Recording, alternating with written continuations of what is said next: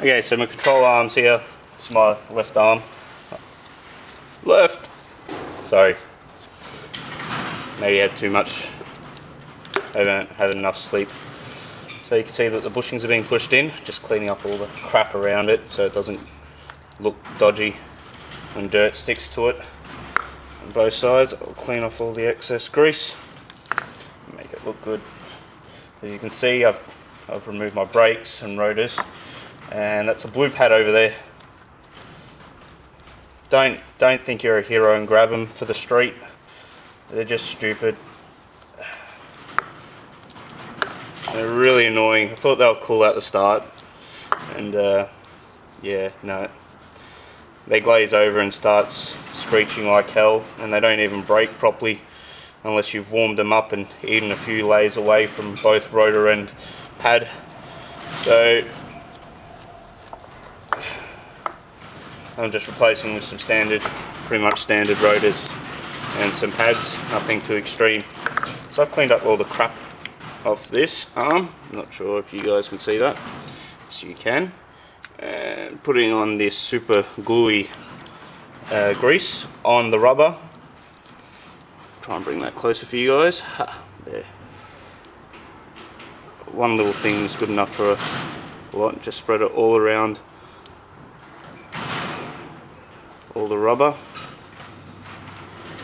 And get carried away afterwards. You can clean it up once you've installed it in the vehicle.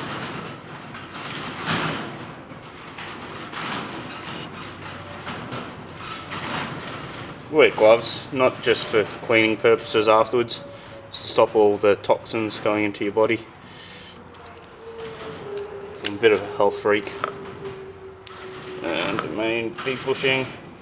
Problem is, once you've put this shit on, can't really leave it lying on the ground or else you're going to get all the dirt in it.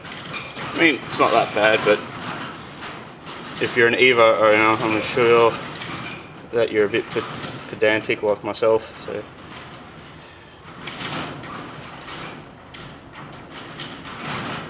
might get a bit carried away and put some extra in there.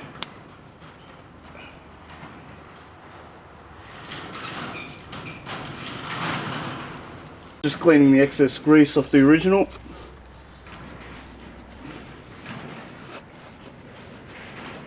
It's all out. Now, when placing the control arm back in, you don't want to go hitting it with a hammer in place, nor forcing the bolts in place. Now, it is a bit tricky just to squeeze it in there, but with a little bit of perseverance you can do it. Get out of the camera view.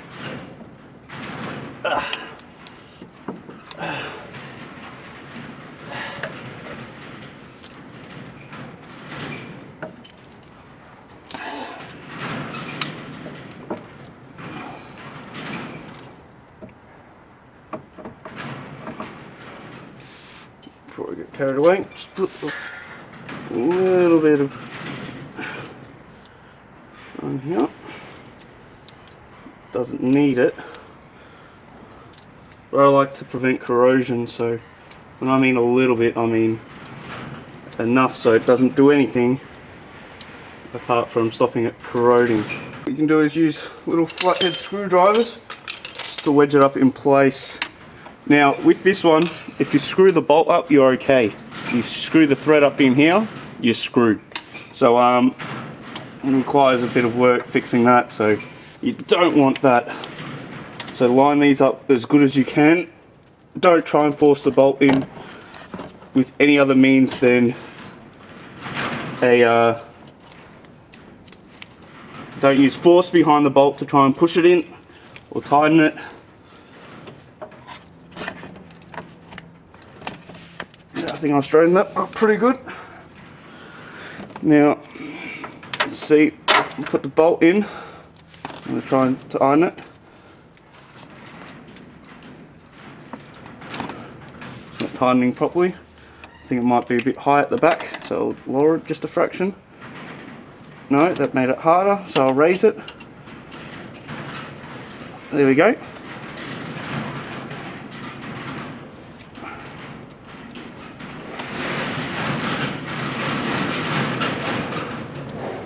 that bolts in.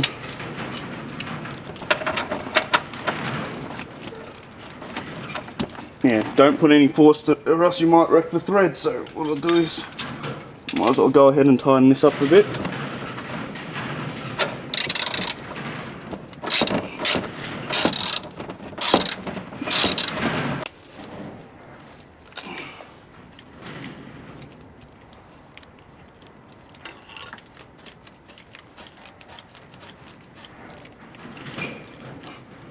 Okay, I think that's in.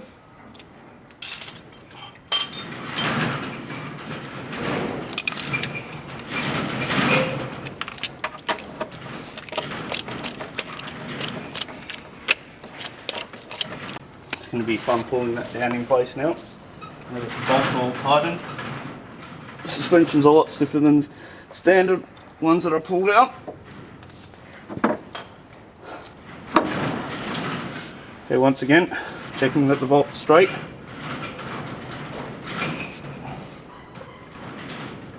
It is. That's in. So, what happens if you can't put this bolt in straight away, that it doesn't slide in very easy? As soon as when I find the bolt, I can explain. Bolt doesn't slide in straight away like that, all the way in. Don't force it in, don't hammer it in. I'll pull this back out and show you guys. Make sure that it's recording, because I do want to show you guys. Alright. There is a little groove on this side here. It has to line up perfectly with this, so the bolt can slide in that groove. If it doesn't slide in that groove, the bolt's not sliding through. You can swivel the top of this with a pair of pliers. Here. Put a pair of pliers on here.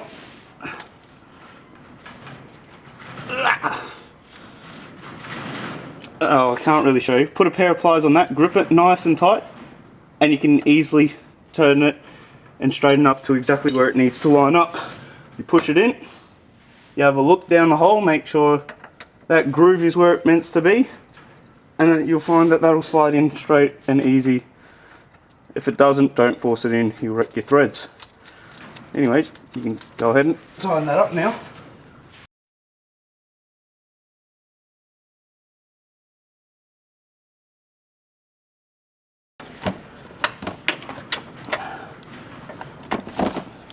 Do it again.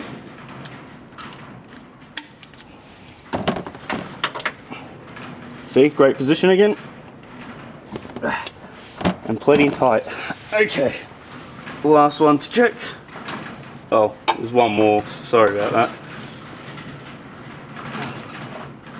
If we tighten it in the right direction.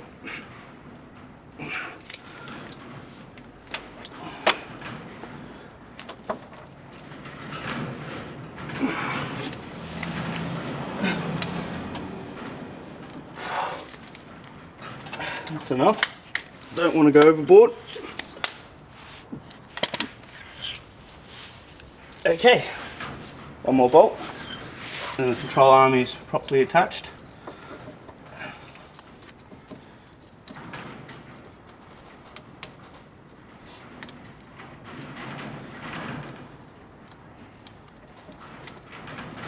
Where am I going?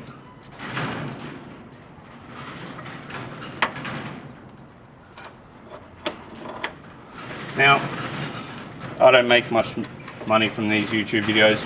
I'll probably only make 30 cents on the life of this video, so people that think, oh, these people get money to make these videos on YouTube, you gotta get millions of views to get a few $100s. It's not really worth it. Most people do it because they like enjoying helping people.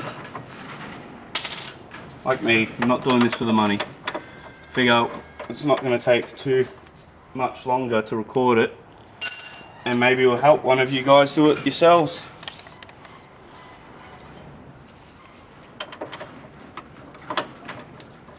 Size 13.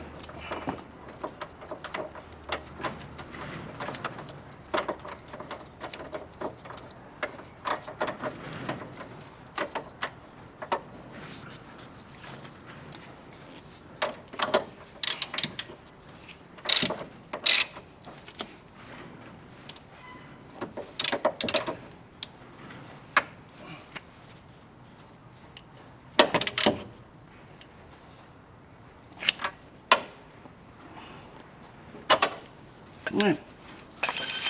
Control arms put on. I'll have a quick sneak peek now. So the rear bushing is on, front bushing's on.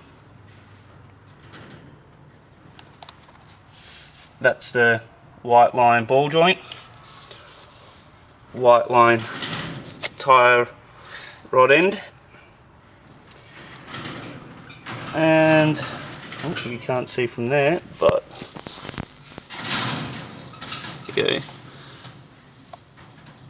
Control arm sway bars, stabiliser.